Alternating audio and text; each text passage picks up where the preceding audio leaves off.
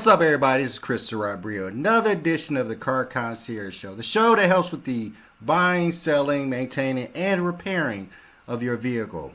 On today's show, we're going to talk about, of course, recalls. We're going to talk about new recalls happening in some of these luxury model vehicles, and specifically those software update recalls that we're seeing lately in electric vehicles.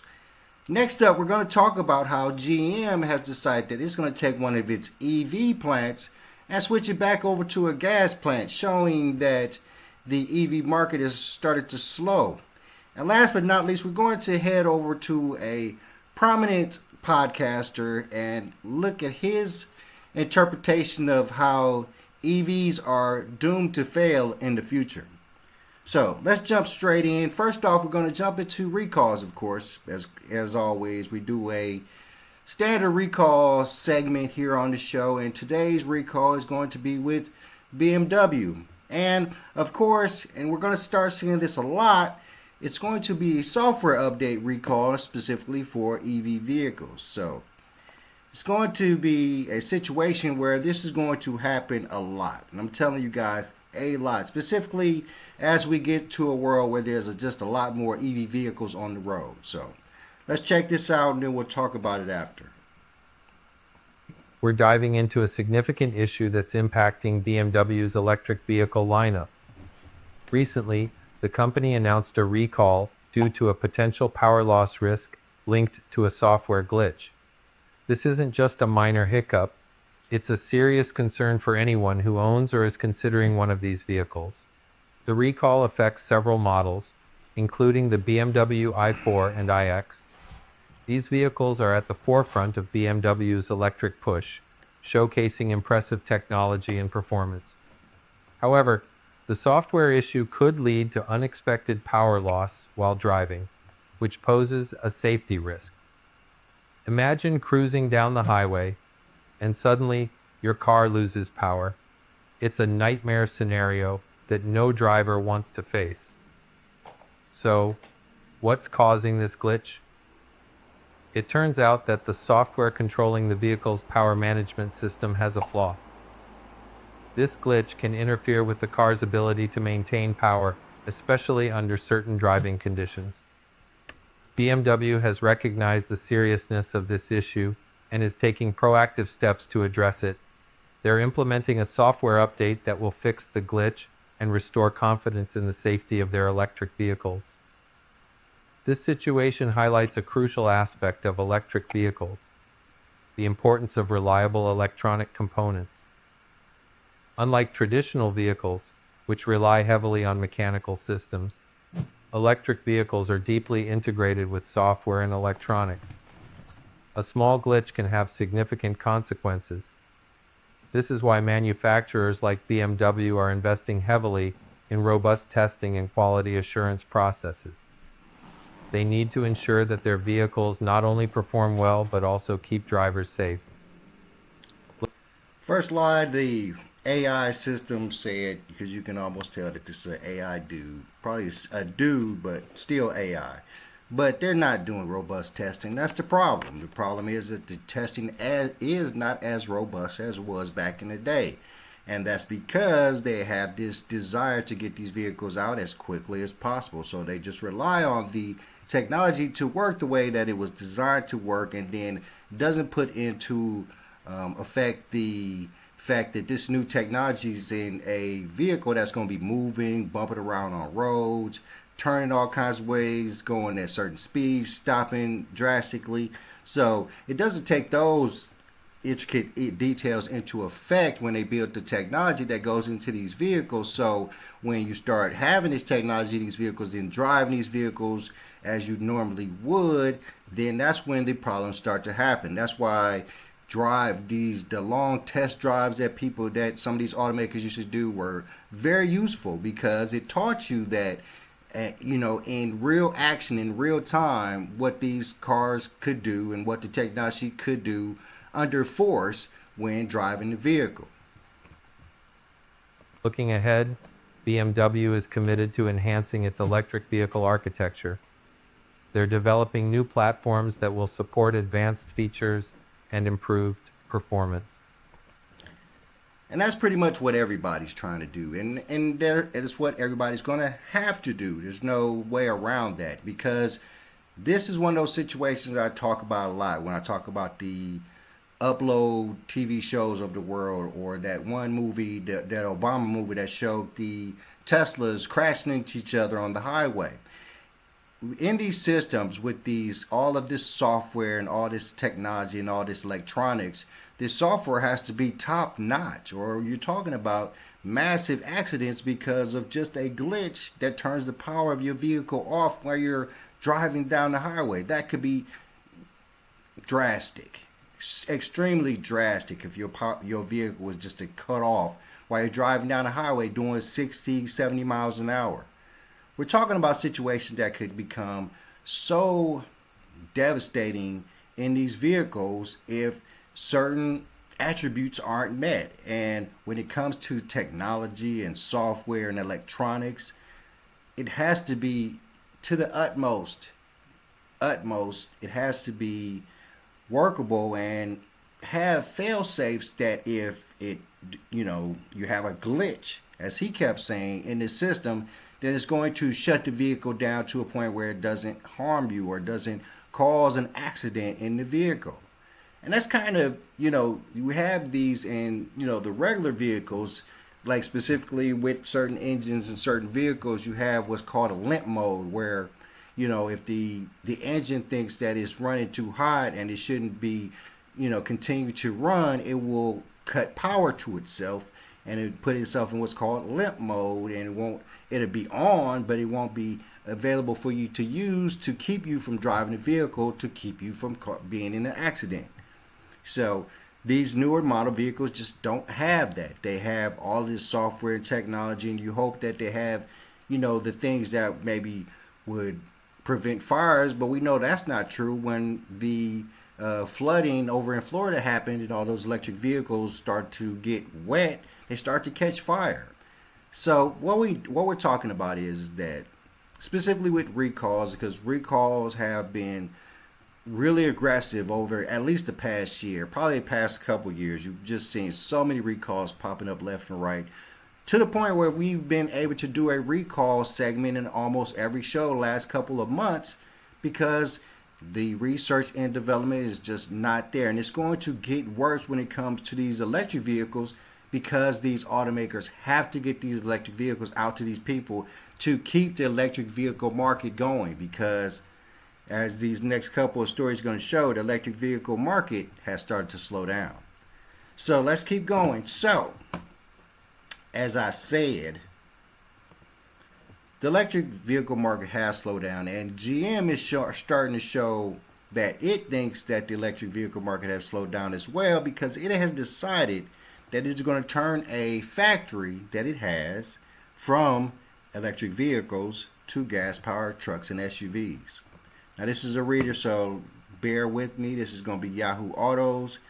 GM switches factory from EVs to gas-powered trucks and SUVs. This is from Steven Symes. It's from Sunday, July 20th, which is today. All right. GM has officially announced it will be pivoting the Orion Township Assembly plant from EVs to gas-powered trucks and SUVs.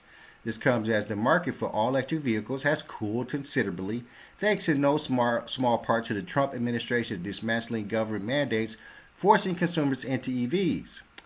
In other words, GM responded to the market demand instead of government demands, and the people want trucks and SUVs with internal combustion engines. Orion Township will be assembling Chevy Silverados, GMC Sierras, and Cadillac Escalades in the near future.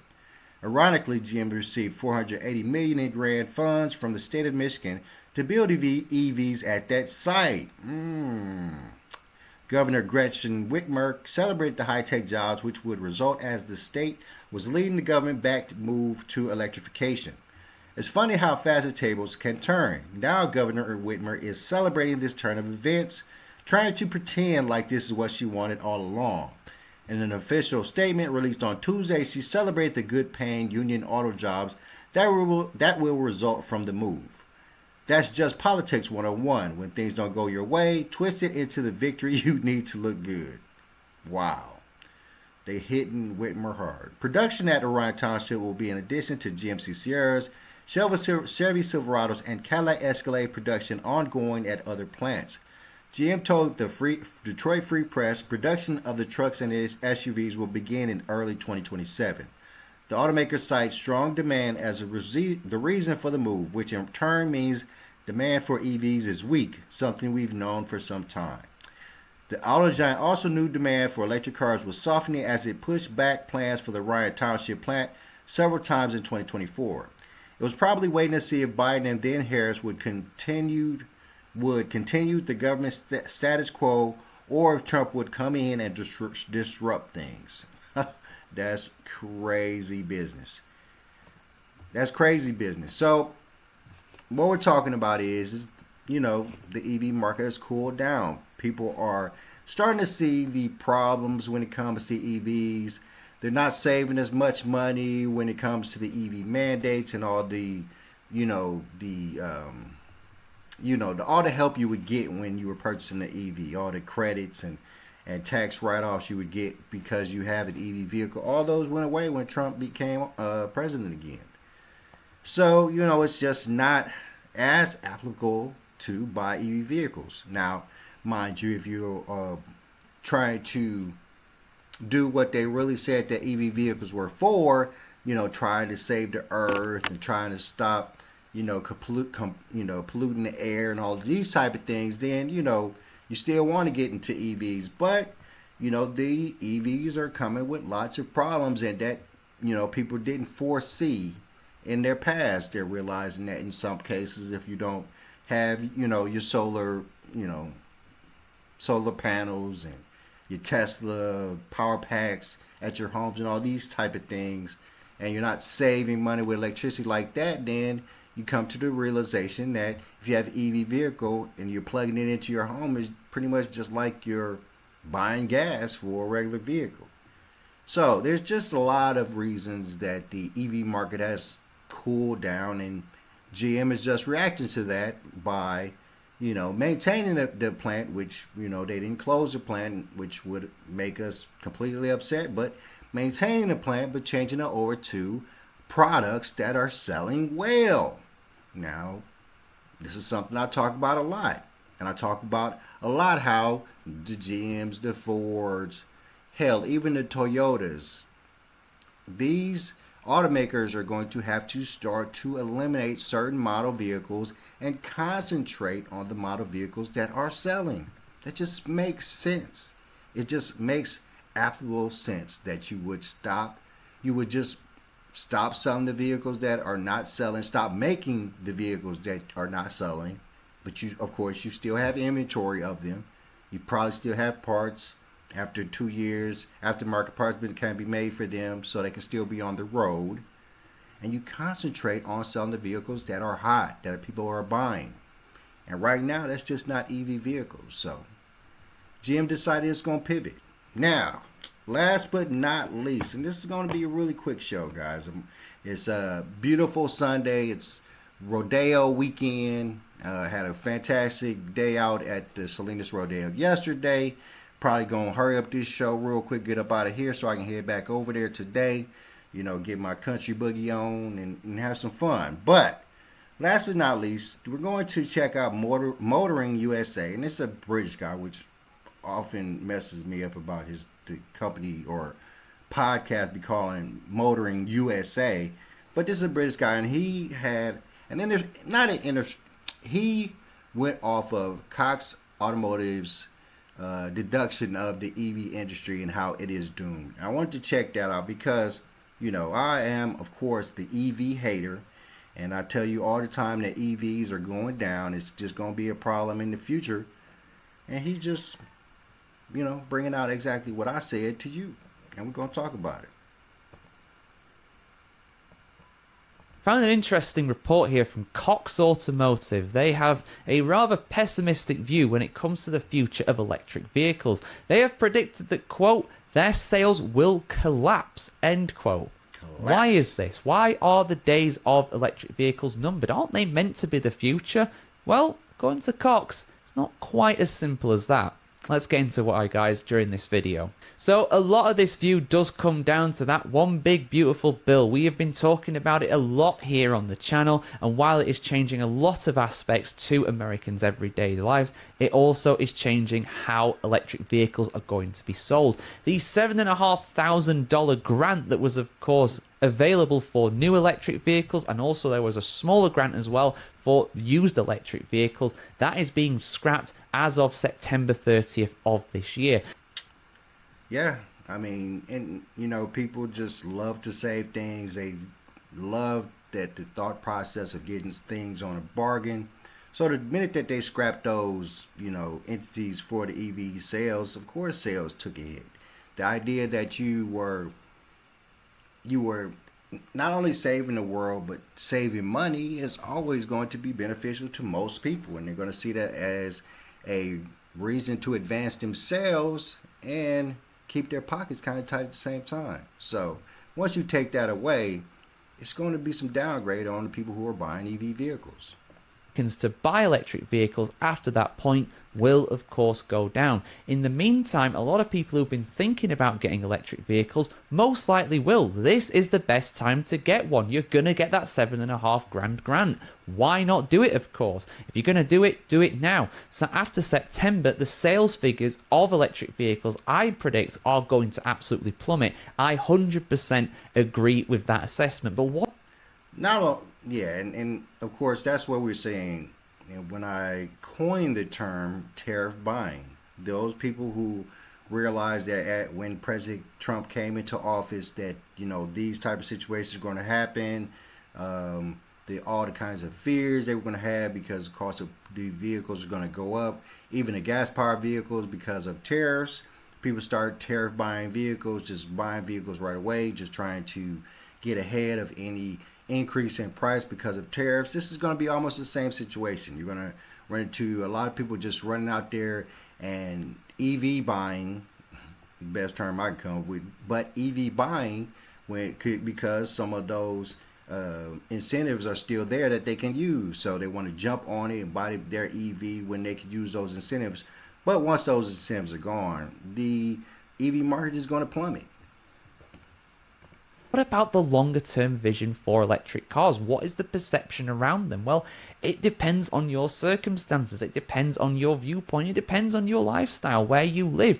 If you live in somewhere like New York City, if you live in somewhere like LA, like a big city, and you're regularly commuting into work, not that long of a journey, your electric vehicle, a lot of people will say, will be very convenient for that. Not everybody will agree with that, but of course, in general, that is something that an EV can do pretty well, as long as the charging infrastructure is in there. However, if you're in, I don't know, rural Montana, if you're in rural Nebraska or the Dakotas or something like that, there's not going to be the same level of infrastructure there, and the distances that you'd have to do would be so large that if you don't find an electric charging station along your journey's route, you're screwed. He's spitting bars. He definitely spitting bars. Is what I've been saying for the longest time, is that there's no way that the infrastructure for electric vehicles, especially in places like Montana or Indiana, you know, because you know I'm big on how this is going to affect Indiana. The infrastructure is just not there for this kind of thing to happen, for a situation where we would have a majority of EV vehicles on the road. Even here in California, where I live here in California, there's pretty much a couple charging stations here and there, but in the smaller cities like Marina or stuff like that, there's not these charging stations just pleathered around that you could stop at one to charge up your vehicle. And also he's spitting bars on the travel situation as is. Like, not most people don't have the ability for their locations of employment to be 10, 15 miles from their home. Most people are in situations where their jobs are 35, 45 minutes away. So in those type of situations, if you don't have that EV infrastructure, you don't have the ability to charge your EV vehicle overnight, or for some reason you lose power and it's not charged overnight, you're going to have a very difficult day. You're going to have a very difficult day getting to work.